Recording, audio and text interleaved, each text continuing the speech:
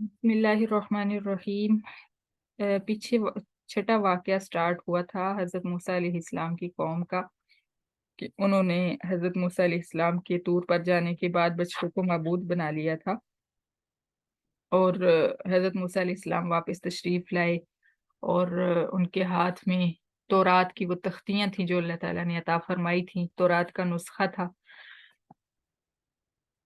और जब उन्होंने आके देखा कि उनकी कौम गुमराह हो चुकी है, तो सबसे पहले उन्होंने अपने भाई पे गुस्सा किया और उनके बाल पकड़ लिए और उनसे कहा कि तूने बड़ी बुरी जानशीनी की है मेरी। तो हज़रत हारून अलैहिस्सलाम ने अम, उनको बताया कि ऐसा नहीं है, मैंने कोशिश की कि मैं कौम के दरमियान में सुलह सफ़ाई रखूं, लेकिन ये ऐसे लोग हैं कि इन्होंने मुझे कमज़ोर समझा और नज़दीक था कि ये मुझे कत्ल कर देते, यानी आपस के फ़साद की वजह से, क्योंकि पीछे भी अम्बिया को कत्ल करते रहे हैं। तो इसलिए मैंने बहुत ज़्यादा सख्ती नहीं की। फला तुशमित बिल आदा वला तजअलनी मअल कौमिज़ ज़ालिमीन, लिहाज़ा तू इस तरह करके दुश्मनों को मुझ पे हँसा नहीं और ये ना समझ के मैं ज़ालिमों का साथी हूँ, यानी मैंने भी उनका साथ दिया है, इस वजह से मैंने उनको रोका नहीं है। तो हज़रत मूसा अलैहिस्सलाम ने उनकी बात सुनी, तो उनको पूरा मामला समझ आ गया। फिर उनको तरस भी आया अपने भाई पे कि मैंने ये ज़्यादती की है। क्योंकि हज़रत मूसा अलैहिस्सलाम थोड़े गुस्से के तेज़ थे। पीछे भी हमने पढ़ा है, शायद या आगे पढ़ेंगे कि हज़रत मूसा अलैहिस्सलाम की जो कौम थी, उनमें अक्सर लोगों ने अपने नाम अपने बच्चों के नाम हज़रत हारून अलैहिस्सलाम के नाम पे रखे हुए थे। क्योंकि हज़रत हारून बहुत धीमी तबीयत के और बहुत नरम तबीयत के थे, जबकि हज़रत मूसा अलैहिस्सलाम जलाल वाले थे, गुस्से वाले थे। तो अब जब इन्होंने उनको थोड़ा-सा सख्ती की, तो उन्होंने आगे से अपनी सारी सूरत-ए-हाल बताई, तो फिर उनको रहम आ गया फ़ौरन भाई पे और दुआ माँगी अल्लाह ताला से कि मेरे रब मुझे भी और मेरे भाई को भी माफ़ कर दे और हमें अपनी रहमत में जगह दे दे, यानी हमसे जो गलती हो गई है, हमें ये तेरी रहमत ही हमें उससे बचा सकती है। व अंत अरहमुर राहिमीन, और तू सबसे बड़ा रहम फरमाने वाला है। इन्नल्लज़ीन इत्तख़ज़ुल इजला सयनालुहुम, अब जो मामला हुआ था उसको सबसे पहले सुलझाया। ऐसा नहीं है कि सिर्फ भाई को डांट-डूंट के तो खामोशी इख्तियार कर ली, बल्कि सारी तहकीक की कि ये बछड़ा बनाया किसने और ये सब क्या हुआ था। तो सामरी जो है वो सामने आया। सामरी जिसने बछड़ा बनाया था, उसको लाया गया। उसके लिए हज़रत मूसा अलैहिस्सलाम ने बद्दुआ फरमाई, अन तक़ूल ला मिसास, ज़िंदगी भर तो ये कहता रहेगा कि मुझे कोई हाथ ना लगाए।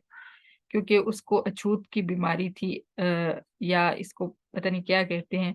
बहरहाल जो भी उसको हाथ लगाता था, उसको बुखार चढ़ जाता था, उसको उसका जिस्म जलने लग जाता था, यानी सामरी का जिस्म। हाथ लगाने वाले का नहीं, सामरी का अपना जिस्म, आग उसके अंदर लग जाती थी, इतना जलता था और तेज़ बुखार चढ़ जाता था। इसलिए वो हर किसी से बचता था कि कोई उसको हाथ ना लगा दे, अगर कोई हाथ लगाएगा तो उसको तकलीफ होगी। तो हज़रत मूसा अलैहिस्सलाम ने उसके लिए ये बद्दुआ फरमाई कि तू ज़िंदगी भर ये कहता रहे, ला मिसास, मुझे कोई छुए नहीं, मुझे कोई छुए नहीं। और बाकी जो मुर्तद हुए थे, उनको कत्ल करवा दिया। और ख़वातीन और मर्दों में मुर्तद की सज़ा मुख्तलिफ है। अम, औरतों को जो है, मुर्तद औरतों को नज़रबंद कर दिया जाता है, यानी उनको किसी ऐसी जगह रखा जाता है जहाँ पे ना वो किसी औरत से मिल सके, ना ही कोई औरत उनसे मिल सके। ज़िंदगी भर उनको नज़रबंद कर दिया जाता है, जब तक वो ईमान को दोबारा कबूल ना कर ले। मुर्तद वो होते हैं जिसने एक बार इस्लाम कबूल करके फिर कुफर इख्तियार कर लिया।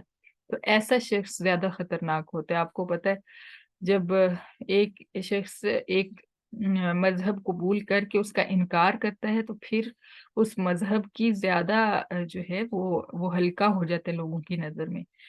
और अगर पहले से ही कोई काफ़िर हो तो उससे इतना फ़र्क नहीं पड़ता। इसलिए कुरान में जो मुर्तद की सज़ा, जो इस्लाम में मुर्तद की सज़ा है, वो ये है कि उसको कत्ल कर दिया जाए।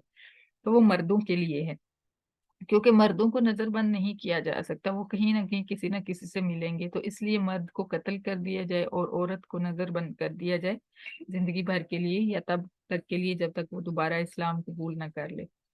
تو حضرت موسیٰ علیہ السلام نے بھی یہی کیا، اور ان کے جتنے بھی مرتدین تھے ان کو قتل کر دیا، اور عورتوں کو نظر بند کر دیا، باقی خواتین سے الگ الگ کر دیا۔ اور کچھ لوگ جو تھے، اللہ تعالیٰ حضرت موسیٰ علیہ السلام نے یہاں فرمایا کہ سَيَنَالُهُمْ غَضَبٌ مِّن رَّبِّهِمْ وَذِلَّةٌ، ان کو فی الحیات دنیا کی زندگی میں ان کو اللہ کا غضب، ان کی رب کا غضب پہنچے گا، اور ذلت بھی ملے گی، ان کی بہت زیادہ تذلیل بھی ہوئی، ظاہر ہے کہ باقی قوم کے سامنے۔ اور یہ تھوڑے سے لوگ نہیں تھے، آپ ذہن میں رکھا کریں کہ 6 لاکھ کے قریب تھے جب یہ فرعون کے پاس جب مقابلہ ہوا تھا جادوگروں کا، 6 لاکھ تھے یہ تھوڑے سے نہیں تھے۔ تو ان میں سے بہت سارے جو تھے یہ مرتد ہو گئے تھے، جن کو قتل کیا گیا۔